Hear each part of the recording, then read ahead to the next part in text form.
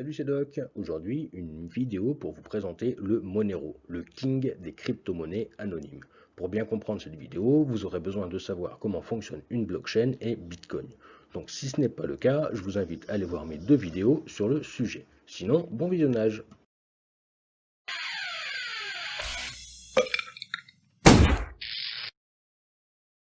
Alors aujourd'hui sur Monero, on va voir un petit peu son histoire, comment il est né. Comme pour chaque crypto, on va faire le tour de ses différentes caractéristiques, un petit zoom sur le fonctionnement, et ensuite on verra si oui ou non il est menacé d'extinction tel des dinosaures face à une météorite. Monero n'est pas apparu tout de suite. En réalité, la première crypto-monnaie anonyme a utilisé un algorithme de chiffrement permettant l'anonymat des transactions sur la blockchain était le Bitcoin. Sauf qu'on s'est rapidement aperçu qu'il avait menti, enfin que les créateurs du Bitcoin avaient menti sur les chiffres de production de ce fameux Bitcoin.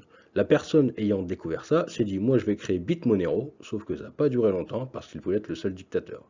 Et c'est là où est apparu un groupe de 6 personnes reprenant le projet de Bitmonero, le renommant en Monero, et à 6 personnes pour décider afin de mettre un peu plus de démocratie dans ce projet.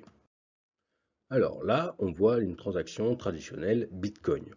Comme vous le savez, comme je vous l'ai déjà présenté dans les vidéos précédentes, avec une adresse Bitcoin, on peut voir le nombre d'adresses qui lui ont envoyé des Bitcoins ainsi que leur montant. On retrouve absolument toutes les informations. On peut même savoir combien il y a eu de transactions au total sur cette adresse, combien il y a eu de Bitcoins qui ont été envoyés et reçus depuis cette même adresse. Avec Monero, tout ça devient flouté. Les seules informations accessibles dans la blockchain Monero lors d'une transaction sont le hash de la transaction et les frais de réseau. En fait, c'est un petit peu comme avec du cash. Seules les personnes participant à une transaction connaissent le montant échangé et seule chaque personne sait combien il y a d'argent qui dort sous son matelas. Voilà ce que c'est Monero. Monero, comme le Bitcoin, est une blockchain qui fonctionne sur la preuve de travail. Elle produit environ un bloc toutes les 2 minutes et possède un système de récompense dégressif par bloc. C'est-à-dire que Bitcoin, lui, fait un halving tous les 4 ans en divisant sa production par 2. Le Monero, c'est sur chaque bloc que la production diminue. Cette production va diminuer jusqu'à atteindre le rythme de production de 0,3 Monero par minute, ce qui va produire une inflation monétaire de 0,86% par an. Je vous mets une petite courbe de comparaison entre la création monétaire Bitcoin et Monero. Monero, c'est également une blockchain qui se veut anti-ASIC. Vous savez, ces grosses boîtes spécialisées pour miner les Monero, enfin pour miner sur la blockchain. Monero, lui, veut que tout le monde puisse miner du Monero, donc il s'est concentré pour en faire une blockchain minable à partir de simples processeurs de Monsieur Tout-le-Monde. Sauf qu'en 2018, la société Bitmain a annoncé avoir créé un ASIC permettant de miner du Monero. Ni une ni deux, les concepteurs du projet ont modifié légèrement le code source pour empêcher ces grosses boîtes métalliques de pouvoir miner du Monero. Résultat des courses, ceux qui avaient acheté cette grosse boîte métallique se sont retrouvés avec les ventilateurs les plus chers du monde. Je vais vous présenter le fonctionnement de la manière de la plus simple qu'il soit. Prenons les mignons, vont envoyer un Monero à chaque schtroumpf de leur couleur correspondante. Ils inscrivent donc leurs transactions dans la blockchain et au moment de valider ces transactions dans un bloc, voilà ce qui se passe. C'est au niveau du shaker que ça se passe. Donc une fois que les transactions de manière anonyme ont été validées dans un bloc, les Monero sont reçus. Vous allez me dire, mais blockchain et anonymat, il y a quand même un petit truc qui colle pas. Parce que normalement, une blockchain, ça permet de tout vérifier. Mais là, si on ne peut pas vérifier qui a envoyé, qui a reçu et combien, est-ce que c'est vraiment une blockchain fiable? Vous avez bien raison d'être dubitatif et je vais maintenant vous expliquer comment ça fonctionne de manière simple. La première fonction qui permet de protéger l'identité de l'émetteur est la signature de cercle. En fait, dans la transaction vont apparaître plusieurs clés publiques ayant participé à cette transaction. Et seulement l'une d'entre elles aura effectivement envoyé des sous. Donc il sera difficile de savoir laquelle c'est.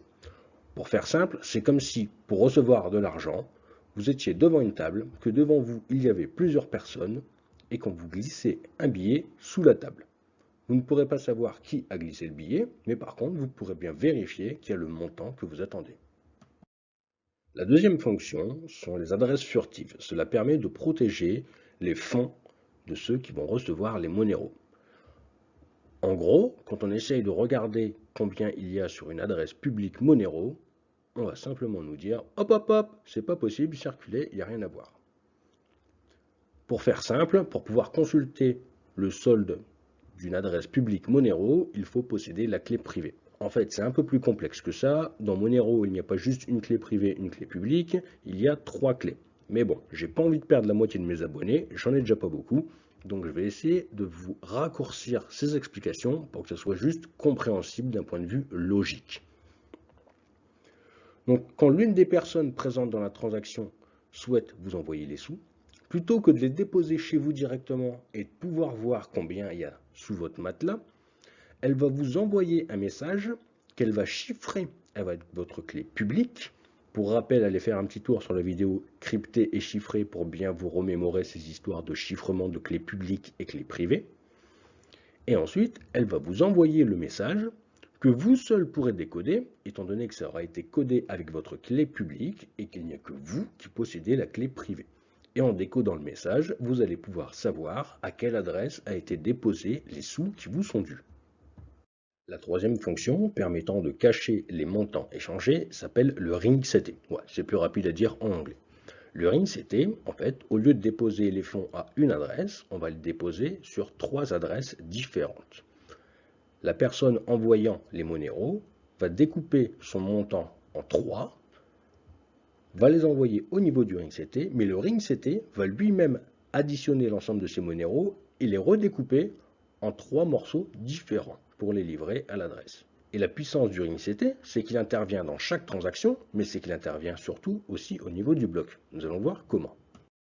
Voyons comment le ring CT opère, mais avec un shaker moins distractif que dans la première présentation. Un bloc de blockchain Monero enregistre plusieurs transactions Monero au sein de ce même bloc. Donc voici comment le ring CT agit au niveau d'un bloc complet. Il prend l'ensemble de toutes les transactions en entrée, remixe le tout et découpe en des morceaux différents à destination des récepteurs de fonds. Dans un bloc de Monero, on peut donc voir l'ensemble des Monero qu'il y a transité, le nombre de transactions qu'il y a eu dedans, mais on ne peut pas associer une transaction à un montant. Voilà comment on anonymise les montants sur Monero. On voit donc que Monero arrive à protéger l'anonymat des personnes qui envoient, en ne sachant pas qui des 8 personnes est celui qui effectue l'envoi. Il protège l'anonymat des récepteurs, car ce n'est pas directement à leur adresse publique que c'est envoyé, mais sur une adresse que seuls eux peuvent connaître grâce à leur clé privée. Et enfin, les montants grâce au ring CT qui remixe tout ça. Même si tout ça vous paraît assez complexe, l'utilisation en elle-même du Monero est très simple. Comme n'importe quelle crypto-monnaie, il suffit de flasher l'adresse publique à qui on veut envoyer ces Monero, valider la transaction, et c'est parti. Vous vous en douterez, le Monero a tendance à énerver. D'ailleurs, le Japon et la Corée ont déjà interdit à la vente sur les exchanges le Monero dans leur pays. Le fisc américain a également promis une récompense de 625 000 $ à quiconque réussirait à décoder des transactions de Monero. La société CipherTrace, qui est experte dans l'analyse de blockchain, a déclaré cet été être capable de voir ce qu'il se passait dans les transactions Monero. Et ils ont récemment déposé un brevet avec la technique permettant de tracer les transactions Monero. Donc, est-ce la fin? Ou alors, est-ce que, comme face à Bitmain qui a créé des ASIC pour miner le Monero alors que les développeurs n'étaient pas d'accord, ils vont trouver rapidement une parade? L'avenir nous le dira. Ça y est, nous voilà arrivés au moment de s'il vous plaît, monsieur, un petit pouce bleu, pouvez-vous vous abonner? Mais vous savez, l'essentiel pour moi, c'est de partager l'information. Et oui, car le partage du savoir, c'est ce qu'il y a de plus important. Bon, ok, un petit don en crypto, ça me ferait bien plaisir aussi. J'espère que cette vidéo vous aura plu. Comme d'habitude, si vous reste des questions, n'hésitez pas à les poster en commentaire. J'ai bien conscience que le sujet d'aujourd'hui n'est pas des plus simples à comprendre. Enfin, personnellement, je l'ai trouvé assez dur à vulgariser. Je n'ai pas voulu rentrer trop dans la technique afin d'éviter de vous perdre. Mais si vous souhaitez en savoir plus techniquement, si vous êtes un féru de la technique, n'hésitez pas non plus à vous manifester. Sur ce, je vous souhaite une très bonne journée et je vous dis à la semaine prochaine. Ciao!